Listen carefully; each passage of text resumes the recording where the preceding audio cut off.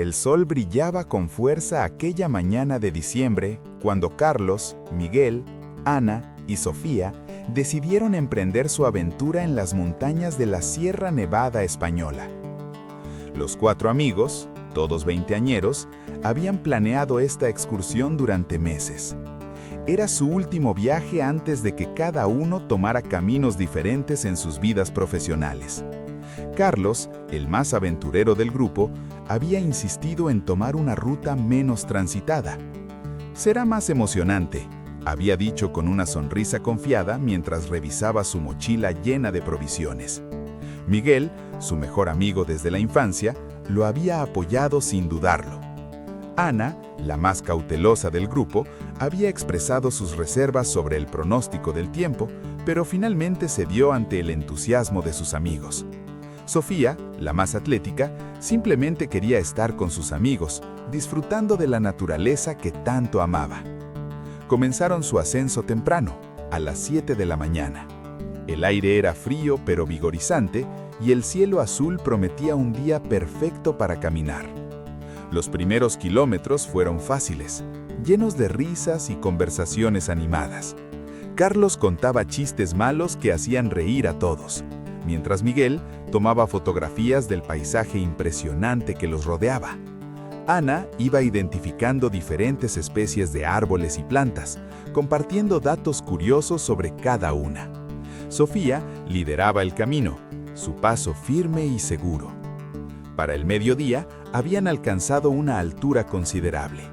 Se detuvieron en un claro para almorzar, disfrutando de los bocadillos que habían preparado.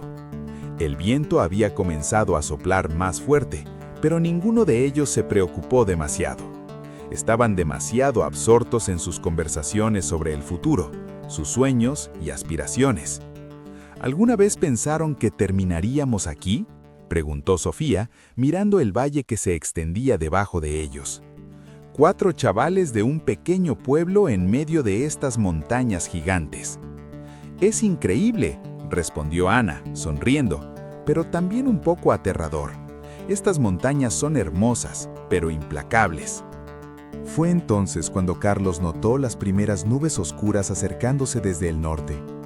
No eran las nubes blancas y esponjosas de la mañana, sino formaciones densas y amenazantes que se movían con rapidez inquietante. «Chicos», dijo con voz seria señalando el cielo, «creo que deberíamos empezar a bajar». Pero ya era demasiado tarde. En cuestión de minutos, el cielo despejado se transformó en una cortina gris. Los primeros copos de nieve comenzaron a caer, suaves al principio, pero rápidamente se convirtieron en una tormenta furiosa. El viento aullaba entre los árboles y la visibilidad se redujo a apenas unos metros. «No podemos ver el sendero», gritó Miguel, luchando contra el viento que amenazaba con derribarlo. Su voz apenas era audible sobre el rugido de la tormenta. Ana sacó su brújula con manos temblorosas, pero la nieve caía tan densamente que era imposible distinguir ningún punto de referencia. «Tenemos que buscar refugio», gritó. «No podemos seguir así». Sofía, manteniéndose sorprendentemente calmada, señaló hacia una formación rocosa que apenas podían distinguir a través de la ventisca. «Allí, hay una cueva o algo parecido». Los 4 se agarraron de las manos, formando una cadena humana para no perderse en la tormenta. Cada paso era una batalla contra el viento helado y la nieve que les golpeaba el rostro como miles de agujas diminutas. Carlos lideraba, con Sofía detrás, luego Ana y Miguel cerrando la fila. Avanzaban centímetro a centímetro. Cada movimiento requería un esfuerzo sobrehumano. Después de lo que pareció una eternidad, pero probablemente fueron solo 20 minutos, alcanzaron la formación rocosa. Efectivamente, había una pequeña cueva, no más grande que una habitación pequeña, pero suficientemente profunda para protegerlos del peor de la tormenta. Se amontonaron dentro, empapados, temblando y exhaustos. Carlos inmediatamente comenzó a revisar sus mochilas. «Necesitamos hacer un inventario», dijo, su entrenamiento como Boy Scout activándose. «Agua, comida, equipo de emergencia». La situación no era ideal. Entre los 4 tenían 3 botellas de agua, algunos bocadillos que habían sobrado del almuerzo, 2 linternas, algunos fósforos impermeables, una manta térmica de emergencia y los teléfonos móviles, que, por supuesto, no tenían señal. «La batería de mi teléfono está al 50%, informó Miguel. «¿Los demás?» «40», dijo Ana. «65», añadió Sofía. «30», murmuró Carlos. «Pero no importa mucho sin señal». La temperatura dentro de la cueva era apenas unos grados por encima del punto de congelación. Todos estaban mojados, lo cual era peligroso. Ana, que había estudiado primeros auxilios, sabía que la hipotermia era una amenaza real. «Tenemos que quitarnos la ropa mojada», dijo con firmeza. «Hipotermia mata más rápido que cualquier otra cosa en estas condiciones». Usaron la manta térmica para crear una especie de cortina improvisada, permitiendo que cada uno se cambiara con algo de privacidad. Por suerte, todos llevaban ropa de repuesto en sus mochilas. Una vez cambiados, se acurrucaron juntos para compartir el calor corporal, cubriéndose con la manta térmica. Las horas pasaban lentamente. La tormenta no mostraba signos de amainar. El aullido del viento era constante, hipnotizante y aterrador. De vez en cuando, uno de ellos se aventuraba hacia la entrada de la cueva para comprobar las condiciones, solo para retroceder ante la ferocidad de la ventisca. «Cuéntame un chiste, Carlos», pidió Sofía, sus dientes castañeteando a pesar de estar bajo la manta. Todos sabían que era importante mantener la moral alta. Carlos intentó sonreír. «¿Por qué los pájaros no usan Facebook?» «¿Por qué?», preguntaron los otros a coro. «Porque ya tienen Twitter». El chiste era terrible, como todos los de Carlos, pero los hizo reír. Esa risa, aunque débil, fue como una pequeña llama de esperanza en la oscuridad. Miguel comenzó a contar historias de su infancia con Carlos, de las travesuras que habían hecho juntos. Ana compartió sus sueños de convertirse en bióloga marina. Sofía habló de su deseo de escalar el Everest algún día. Hablaron de sus familias, de lo que harían cuando salieran de allí, de los lugares que querían visitar. La noche cayó, trayendo consigo un frío aún más intenso. Encendieron una de las linternas, manteniéndola en el centro de su pequeño círculo. La luz era reconfortante, aunque sabían que debían conservar las baterías. «¿Creen que alguien nos está buscando?», preguntó Miguel en voz baja. «Definitivamente», respondió Ana con convicción. «Le dijimos a mis padres que volveríamos antes del anochecer. Cuando no llegamos, habrán alertado a las autoridades». «Pero con esta tormenta nadie puede subir», señaló pragmáticamente Sofía. «Entonces esperaremos», dijo Carlos. «Hemos sobrevivido hasta ahora. Podemos aguantar un poco más». La segunda noche fue la más difícil. Las provisiones escaseaban. Habían racionado cuidadosamente el agua y la comida, pero era evidente que no podían sostener ese ritmo indefinidamente. El frío se había vuelto brutal, penetrando hasta los huesos a pesar de sus esfuerzos por mantenerse calientes. Ana desarrolló una tos preocupante. Miguel tenía los labios agrietados y sangrantes por el frío. Carlos y Sofía se turnaban para frotar las extremidades de sus amigos, tratando de mantener la circulación. «No podemos darnos por vencidos», dijo Carlos, aunque su voz sonaba débil.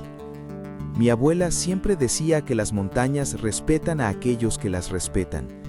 Hemos sido estúpidos, pero no nos rendiremos». En algún momento de la madrugada del tercer día, ocurrió algo extraordinario: el silencio. El viento había cesado. Miguel fue el primero en notarlo, despertando a los demás con urgencia. «¡La tormenta ha parado!». Se arrastraron hacia la entrada de la cueva. La escena que los recibió era surreal. La nieve había dejado de caer, y aunque el cielo aún estaba nublado, podían ver. Todo estaba cubierto por un manto blanco de al menos 1 metro de profundidad. El mundo se había transformado en un paisaje alienígena de blanco puro. Pero lo más importante, a lo lejos, montaña abajo, podían ver luces. Luces que se movían metódicamente, en patrones que solo podían significar una cosa: equipos de rescate. Con las últimas fuerzas que les quedaban, Carlos encendió una bengala de emergencia que había encontrado en el fondo de su mochila. La luz roja brilló contra el cielo gris, un faro de esperanza. ¡Allí!, gritó Sofía, señalando. ¡Están cambiando de dirección! ¡Nos han visto! Las lágrimas corrían por las mejillas de Ana mientras agitaba frenéticamente su chaqueta brillante. Miguel abrazó a Carlos, ambos temblando por el frío, la exhaustión y el alivio. Pasó una hora, pero finalmente los rescatistas llegaron.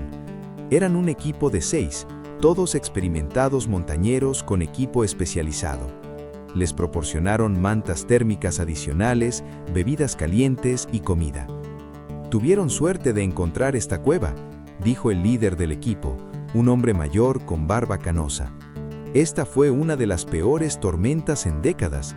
Muchos no habrían sobrevivido». El descenso fue lento y cuidadoso.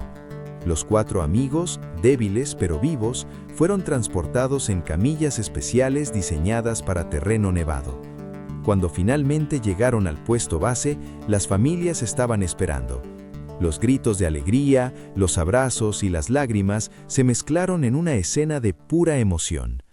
En el hospital, mientras los médicos los examinaban por hipotermia y deshidratación, los 4 amigos permanecieron en habitaciones contiguas, negándose a separarse. Habían sobrevivido juntos, y esa experiencia los había cambiado fundamentalmente. Semanas después, cuando se habían recuperado completamente, se reunieron de nuevo, esta vez en un café acogedor en su pueblo, lejos de las montañas traicioneras. «Nunca olvidaré lo que aprendimos allí arriba», dijo Ana, tomando un sorbo de su chocolate caliente, «que somos más fuertes juntos de lo que jamás podríamos ser separados». Y que siempre debemos respetar a la naturaleza, añadió Miguel con una sonrisa irónica. Y verificar el pronóstico del tiempo. Carlos levantó su taza. Por la amistad que nos mantuvo vivos. Por la amistad, repitieron los otros 3.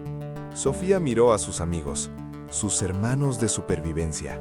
¿Saben qué? Todavía quiero escalar el Everest algún día, pero la próxima vez con mejor planificación. Todos rieron, esa risa genuina que solo viene de aquellos que han enfrentado la muerte y han emergido victoriosos. La montaña los había probado, había expuesto sus debilidades y fortalezas, pero también les había enseñado lecciones invaluables sobre coraje, resistencia y el poder inquebrantable del espíritu humano. Las cicatrices permanecerían, tanto físicas como emocionales, pero también permanecería algo más profundo, un vínculo forjado en la adversidad, una amistad probada en las condiciones más extremas. Habían entrado en aquella montaña como 4 amigos, habían salido como una familia.